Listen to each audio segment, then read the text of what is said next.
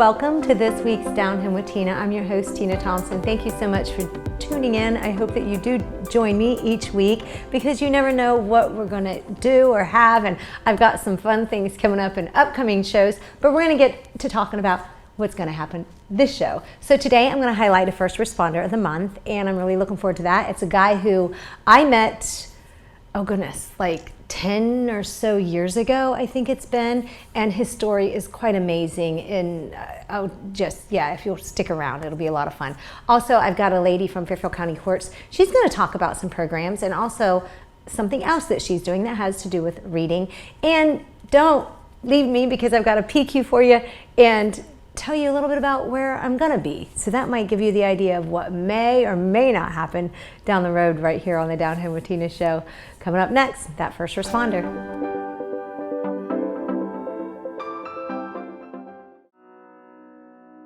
The Frankie Smith Funeral Home and Crematory in Lancaster and the Johnson Smith Funeral Home in Baltimore have a long and wonderful history of serving our community. Feel free to give us a call at 740-653-0652. Stop in and see us at either of our two locations, 405 North Columbus Street in Lancaster and 207 South Main Street in Baltimore.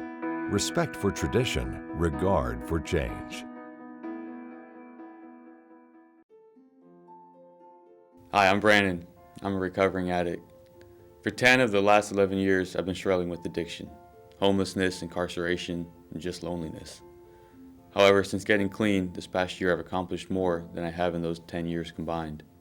After attending outpatient counseling services, inpatient counseling services, living in a sober living house, and attending 12-step meetings, I've been able to regain control of my life and begin to achieve goals I've always dreamed of. Addiction can destroy lives in many ways. Whether you need help with childcare or financial assistance, everyone deserves a new beginning. Recovery supports are just that, supports for recovery. My life mattered. Your life matters too. This message is brought to you by the Fairfield County Adam H. Board.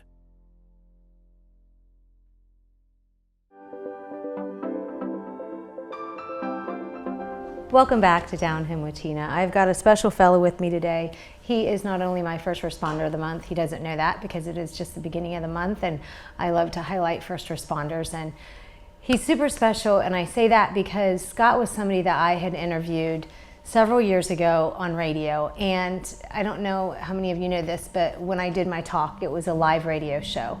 And when you're in a live radio show and you come up and you have questions and you aren't quite sure where it's going to go, you never do with anything live, really, right? Well, in this situation, Scott had a son who had just passed away. I believe it was within that year from SIDS, sudden infant death syndrome. And he is also at the time, and he's still involved with the fire department because he's recently promoted to lieutenant at the Columbus Fire Department.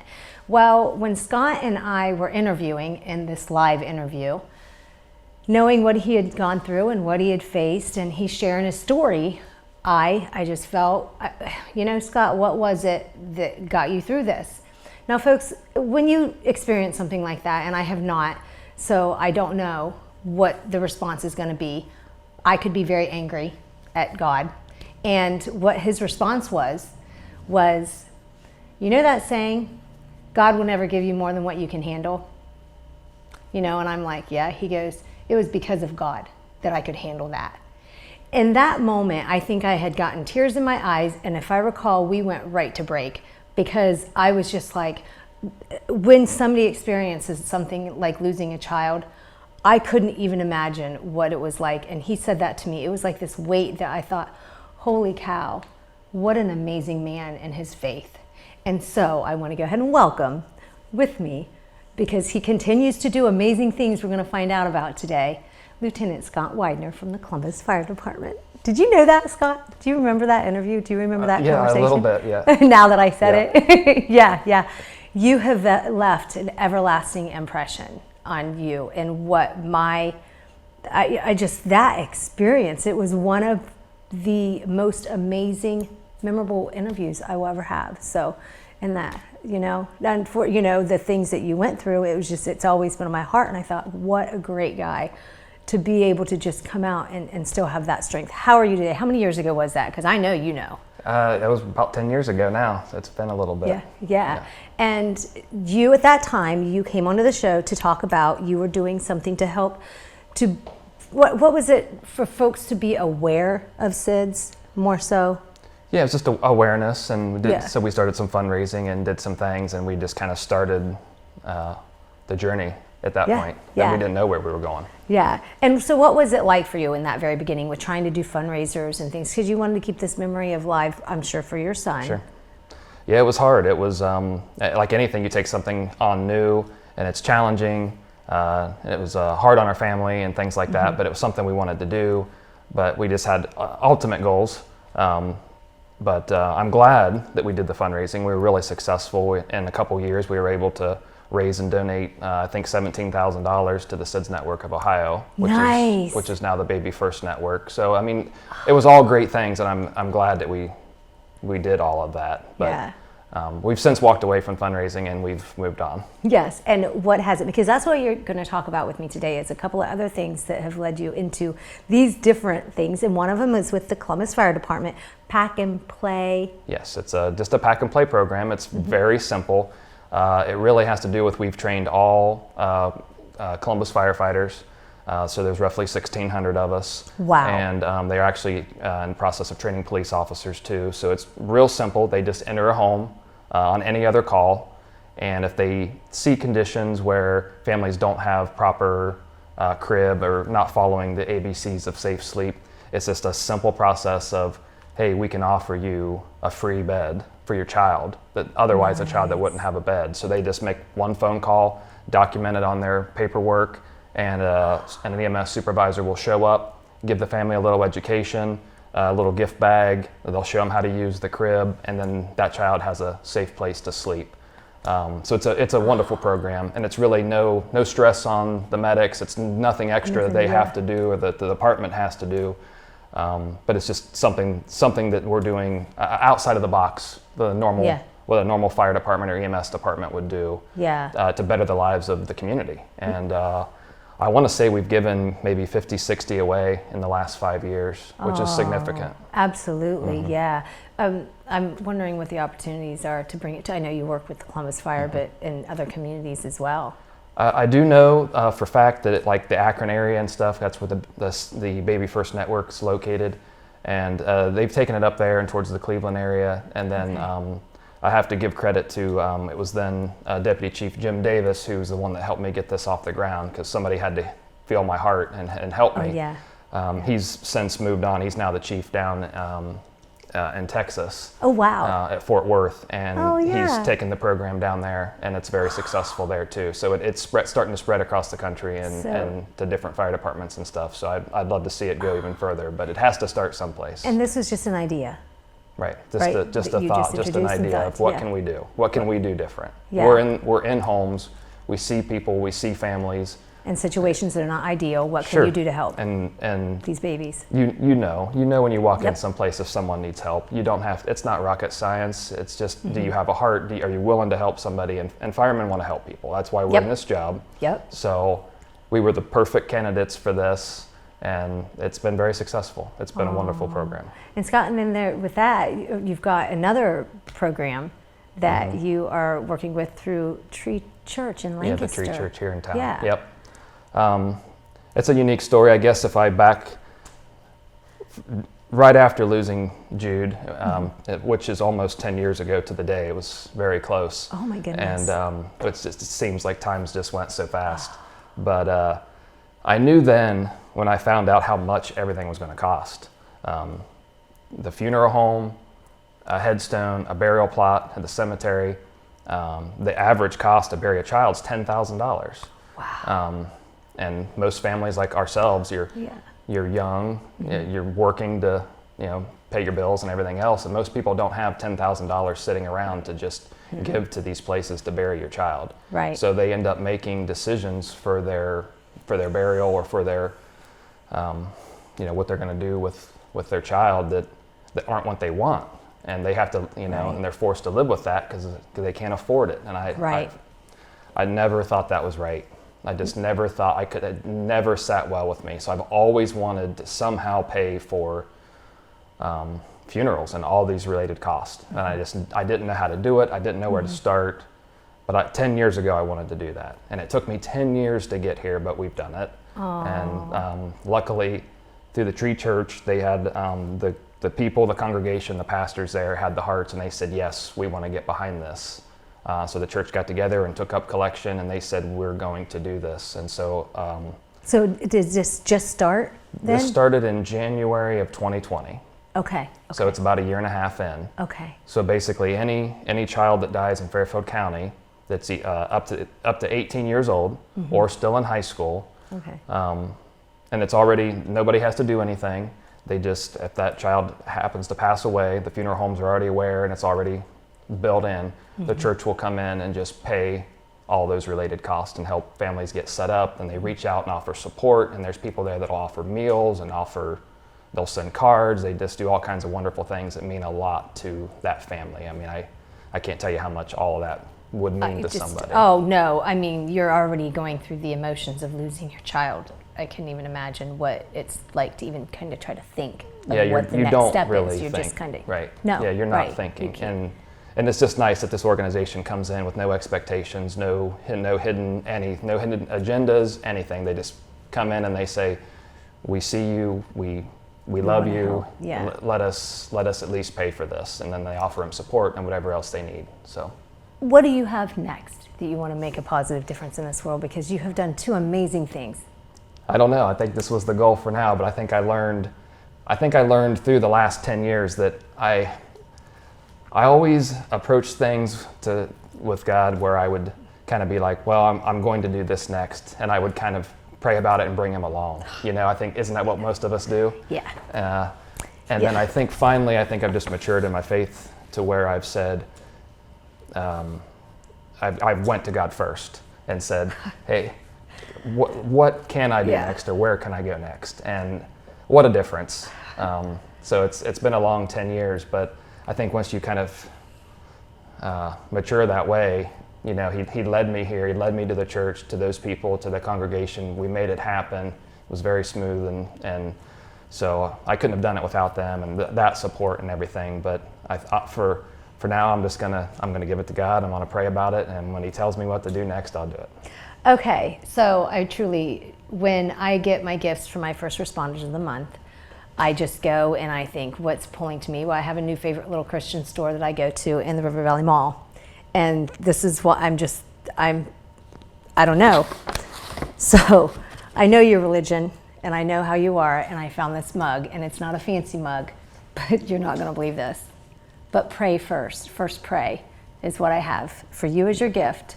And I'm like, him talking about prayer and all of that, I was like, but first pray. I've got goosebumps. That's just, so I hope you enjoy your mug, Scott. And that was not even on purpose, but you know what? Maybe it was on purpose, just like for everything that you've done. You've done it on purpose and through him. So I love that. And then I've got cookies for you that I won't eat because I brought other ones, and another little gift in here. And Ava Jewelers, she gives gift certificates, and you can buy yourself something, or your lovies, and you drink. Oh, and some tea. I didn't have any coffee, but I brought you some tea. I got you some tea. I don't happy tea. I'm sure or it won't go to something in waste. there, so you can even take it to the fire department or something like that. But I just want to thank you. Thank you. Here's your gift. Thank you so much for doing what you do and keep doing. And I know he's got big plans ahead for what you're going to do next to make a positive difference in this world. And of course, as always, I'm sorry for your loss, and I'm glad to see that you are where you are today, and that you just keep on believing and keep on going.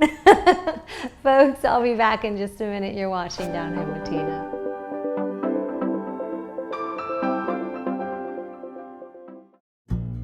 Fairfield Federal. When it comes to our customers and our community, we go above and beyond to help. Our people make the difference. We were retiring from Tucson, Arizona, and we made a retirement trip out around Ohio, having decided that's where we wanted to be. And we came across this town called Lancaster, and we fell in love with the downtown area where the fountain is, and the memorials and the flags and all this stuff. And we looked around and I said, there's our bank right there. There's something to be said about a community bank in your hometown. Right. If you live in the community, you should do business in the community as much as possible. So it makes sense to bank with a community bank where you live. Fairfield Federal is the bank to be at. If you live in this town, or any town actually, you want to bank at a local home bank. And the employees are happy here, they're conversant, customer service is through the roof. There's nothing more you could ask for. Personal or business banking, whatever you need, we take it seriously because we know you do. Stop by today at any of our 3 locations and see why the difference is clear. Fairfield Federal Savings and Loan specializes in banking that revolves around you. Member FDIC, Equal Housing Lender.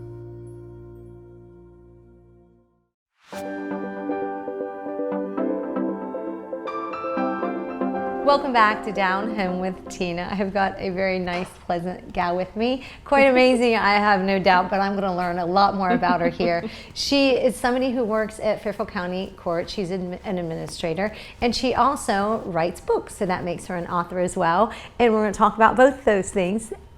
Welcome, Jill Boone. Thank you. Thank you for having me. I'm excited to be here. I am really excited to have you. You are just like a bright light, like just like the outfit you have on. And when you walked in, seriously, I think we've laughed the majority of since you've even walked in, and can't stop smiling. But so you work at Fairfield County Courts, and there are certain programs. I know I don't know about them, so that's why I'm so glad to have you, because you can help share with everybody about some of those different programs that you offer. Sure. So I think one of the things I've realized since working in the court system is, everyone sees Law and Order, right? Everyone loves Law and Order. Everyone loves the justice shows. And then kind of the reality of what we do is lost, right? And we don't have a whole lot of ability or opportunity to interact with the public. When we do, it's largely like, oh, you're summoned for jury service. Yay, everyone's favorite thing to do, right? Yeah. And so one of the things I've been really trying to do as an administrator with the court is to kind of educate and inform people as much as possible. Because I think sometimes, the courts and law enforcement and the community in general gets a bad rap, especially with the drug epidemic that Fairfield County, as well as the entire state and nation, is facing. And the notion that we don't care and we just throw everyone with a substance abuse issue in jail and that's it, right? Yeah. And that is frustrating to me. Correct. Because I, on the front line, see how much we've evolved even in the time that I've been there, and the initiatives that we've kind of started in partnership with our commissioners and law enforcement in getting things off the ground. So we have a few programs. One of the biggest ones we just signed up for, again, it's called Targeting Community Alternatives to Prison. And it is aimed specifically at diverting low-level felony offenders from being sentenced to prison and instead kind of providing them with probation supervision and those kind of recovery supports, those accountability measures such as reporting and drug testing, but also the counseling treatment piece, and really trying to work closely with the counseling treatment agencies. Because one thing that maybe people might not realize is that a general estimate, I would guess that probably 80% of our criminal offenses are underlying substance abuse issues. Even if it is not a possession charge, the burglaries or the improper handlings in a firearm or the felonious assaults or the domestic violence, a lot of times there's a substance abuse issue that underlies it. And so we're trying to kind of address the situation holistically and pair both the accountability piece, because that is a necessary component, with the rehabilitation piece. So we're getting there. That's awesome. Yeah. So you're making strides, and are you seeing the difference? Yes. So I think with some of the programs, we're really trying to, like the grant I mentioned earlier, we're having program actually in the jail. So we're teaching like cognitive behavioral classes and recidivism classes to people that are already incarcerated, so that we kind of start that change in thinking process before they're even released. And then when they are released, we're really trying to keep that continuity of care and having like an appointment scheduled, not only with the probation officer, but with their counselor upon release. And we're trying to work with that counselor to say, hey, if that individual doesn't show, you need to let us know so that we can work together. Kind of, you hear the term a lot, carrot and the stick.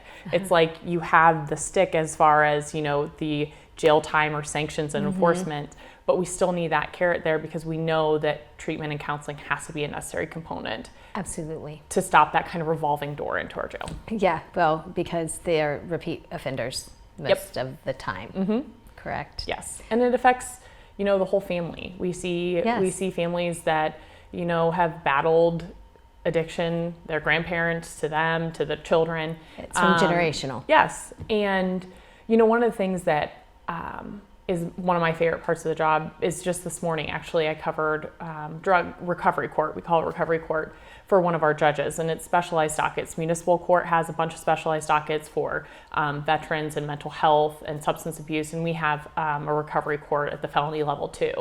And it's more of an informal setting where, you know, there's probably about a dozen individuals on probation in the specialized docket that all come together and kind of share. It reminds me of kind of an AANA meeting feel with their progress, what they're struggling with, advice for new people, some of their accomplishments. And it's one of my favorite aspects of what I'm doing right now, because it reaffirms the notion that the people we are trying to reach and help and hold accountable are people, right? They're not case numbers. Correct. They're not docket numbers. They are people with kids and with parents and with hope.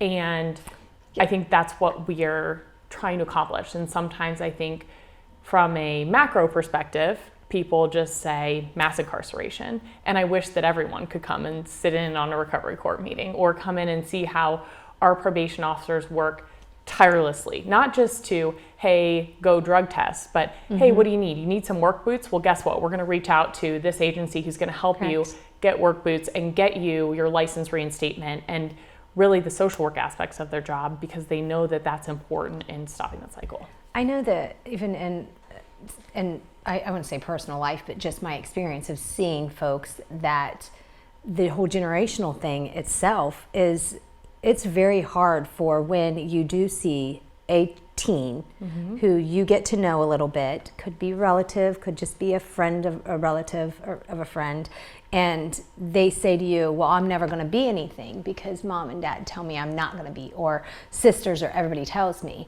Nothing makes me just more frustrated, because they may end up in the system of somehow incarcerated some way, and because they make a mistake. But if they just have some people, and it just takes one person to really remind them of who they are and the value that they have.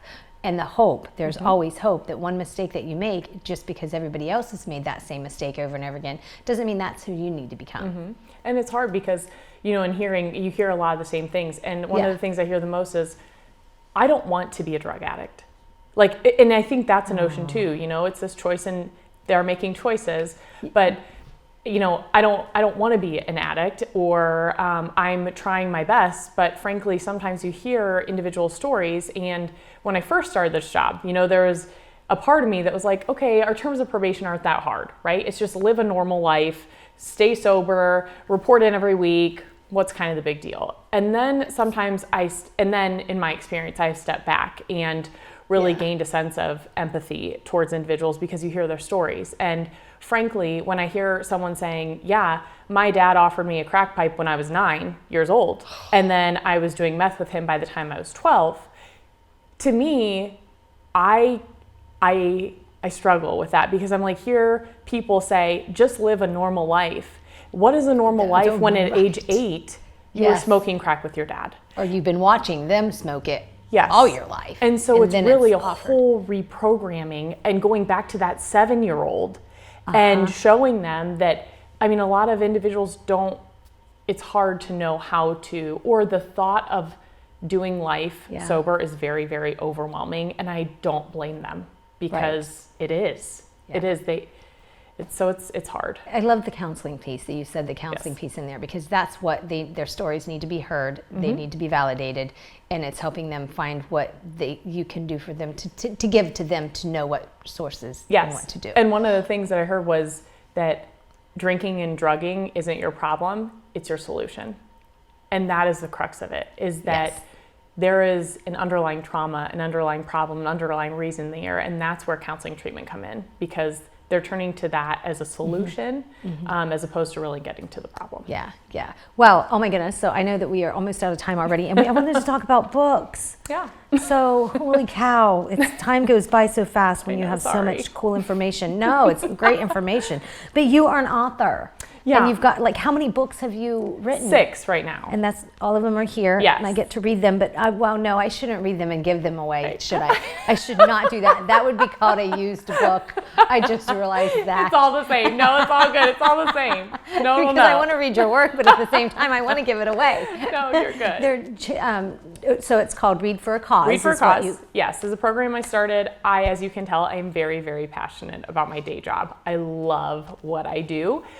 And so I never really wanted to be like, I want to be an author. Instead, it was, how can I find a way to give back to other organizations that are doing really great work, and also champion something that I am very passionate about, which is the importance of childhood literacy. I think reading to my kids is one of my favorite things to do. So yeah, we talked about the books that we were driven to. We're magnets to books, aren't we? Yes. And then it's just like, this is so cute. Yeah. This is, and $100 later, you can never have enough books. I don't care what anyone says. You can never ever have enough books.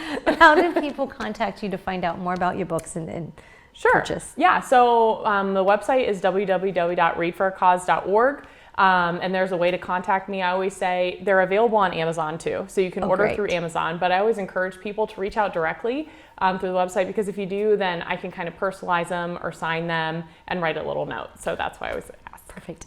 And it is very important to read. I know I read to my own. My son he just still isn't a reader, but that's okay, because my daughter, she is. So it helped out with one of my kids. Right. But you like it or you don't, I guess. And he likes Diary of a Wimpy Kid books. That's great. He reads. That's what's important, and he can read. That's important. I mean, he's almost 20. That's right. You never stop, right? You never stop. Joan, thank you so much for being with me, and I'm sure that at some point I'll have her back again, talk more about programs with Fairfield County Courts. And folks, I'll be back in just a minute. You're watching Down Home with Tina.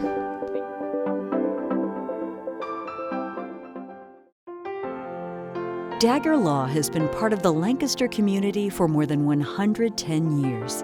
This is where we live and work. You'll see us at festivals, sporting events, and all around town. We consider our clients as friends, and we walk alongside you through challenging times.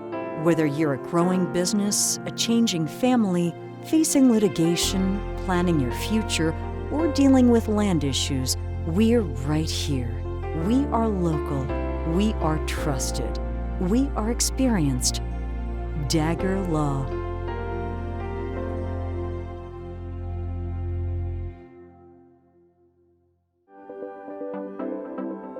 Down Home with Tina is brought to you by those amazing sponsors. Our first responder of the month is brought to you by Bay Food.